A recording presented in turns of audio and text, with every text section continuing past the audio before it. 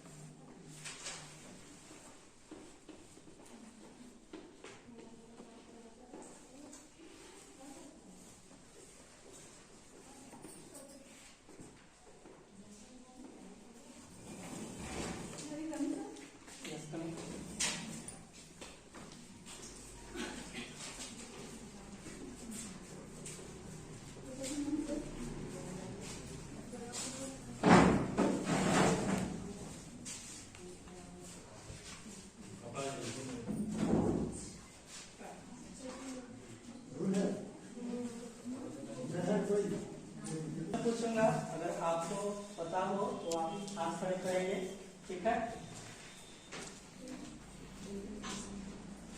इस आकृति को क्या करते हैं? क्या हाथ खड़े करेंगे जिनको पता होगा। हाँ बताएंगे। बिंदु। हाँ वेरी गुड। इस आकृति को क्या बोलेंगे? बिंदु बोलेंगे, ठीक है। अगर मान लेते हैं दो बिंदु है और दो बिंदु को अगर हम आपस में मिला दें तो मिलाने के बाद जो आकृति बनेगा उसको क्या बोलेंगे? रेखा। रेखाखंड। हाँ क्या बोलेंगे उसको? रेखा। रेखा बोलेंगे, लेकिन थोड़ा सा अंतर होता है। और कोई अगर इसको क्लियरली अगर बता सकते हैं तो बताएंगे। रेखाखंड सर। हाँ वेरी गुड। इसको क्या बोलेंगे? रेखाखंड बोलेंगे, ठीक है। अगर दो बिंदु को, हाँ आप बैठ जाइए, दो बिंदु को आपस में मिलाएंगे तो उसको क्या बोलेंगे? रेखाखंड बोलेंगे। और इसी प्रकार से अगर तीन रेखाखंड को आपस में मिला दें हम तो मिलाने के बाद जो आकृति बनेगी उसको क्या बोलेंगे? हाँ उसको क्या बोलेंगे? त्रिभुज बोलेंगे, ठीक है। तो आज हम लोग पढ़ेंगे त्रिभुज के बारे में।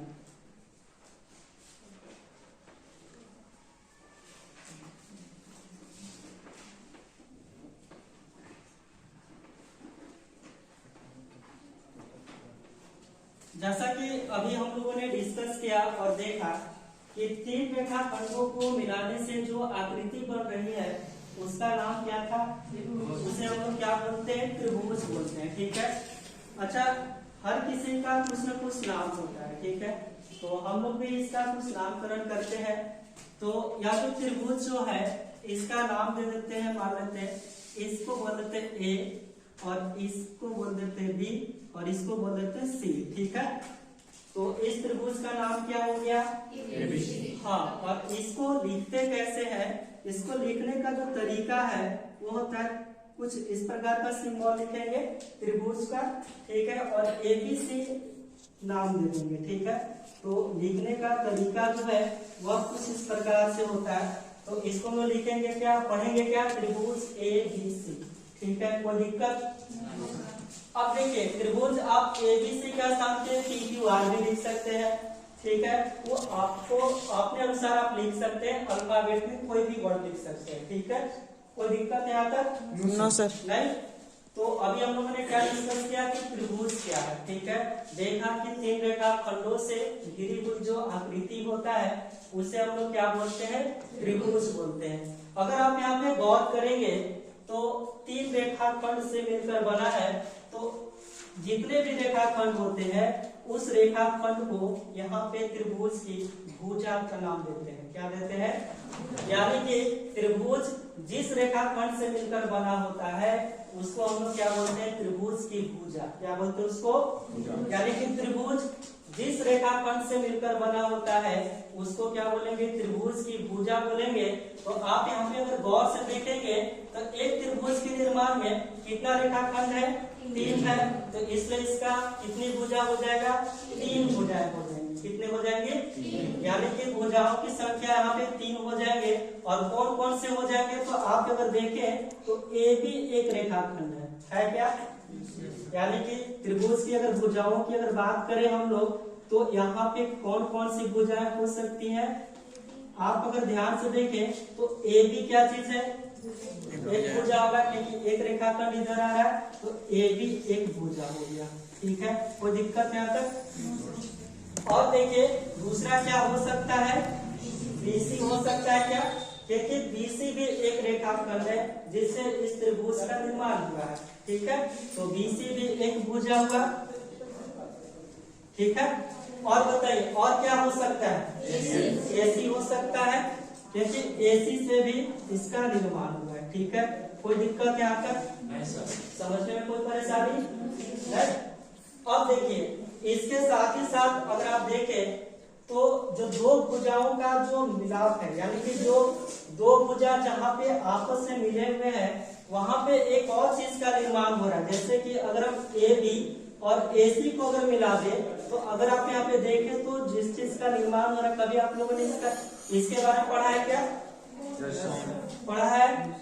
इसको क्या बोलेंगे? कोण बोलेंगे। ठीक है, इसको क्या बोलते हैं? कोण बोलेंगे। तो अगर आप यहाँ पे देखें तो इस प्रकार की आकृति एक त्रिभुज में कितनी बन रही है? 3 बन रहा है। इसका मतलब हुआ कि एक त्रिभुज के कितने कोण हो सकते हैं? 3 कोण हो सकते हैं। कितने हो सकते हैं? तो अगर आप इस त्रिभुज में देखें तो कौन कौन से कोण हो सकते हैं? अगर हम इसका नाम दे दें 1 और इसका नाम दे दे रहे 2 और इसका नाम मान लेते हैं 3 देखिए। ठीक है, कोई दिक्कत? तो यहाँ पे त्रिभुज के कितने कोण हो गए? 3 कोण हो गए। ठीक है, कौन कौन से हो गए? तो आप यहाँ पे नाम दे सकते हैं, आप ऐसे भी लिख सकते हैं। कोण का जो सिंबल होता है कुछ इस प्रकार से होता है, जो कि आपने पिछले जो चैप्टर है उसमें आप लोगों ने पढ़ा होगा। ठीक है, तो आप देखेंगे यहाँ पे कोण का आकृति कुछ इस प्रकार से होता है। इस प्रकार से उसको लिखने का तरीका है। तो अगर यहाँ पे देखें तो 3 कोण बन रहे हैं। कोण एक ए बन रहा है। ए का हमने यहाँ पे नाम ऐसे जनरली क्या रखा है?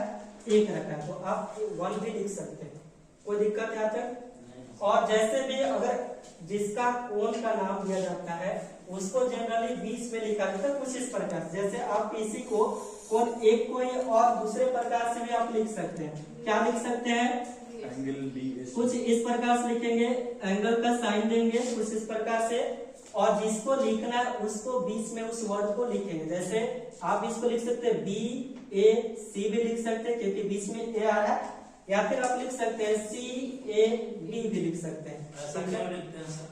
आप लिख सकते हैं। ऐसा क्यों लिखते हैं?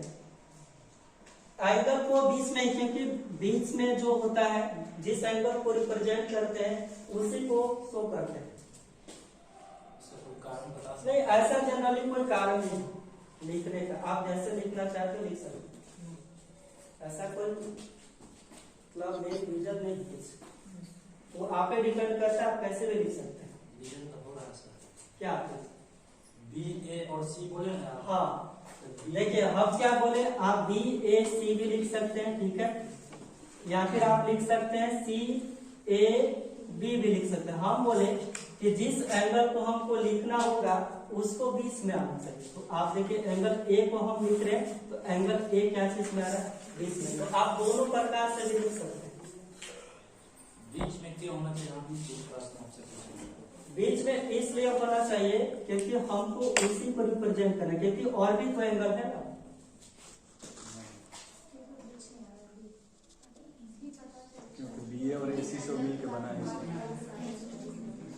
और दूसरा भी रीजन ये भी हो सकता है, जैसे अगर आप जिस एंगल को हम लिख रहे हैं, ठीक है, तो बी और सी, अगर आप बी पॉइंट और सी पॉइंट को देखें तो जहां पे जाके मिल रहा है, इसका ये भी एक रीजन हो सकता है।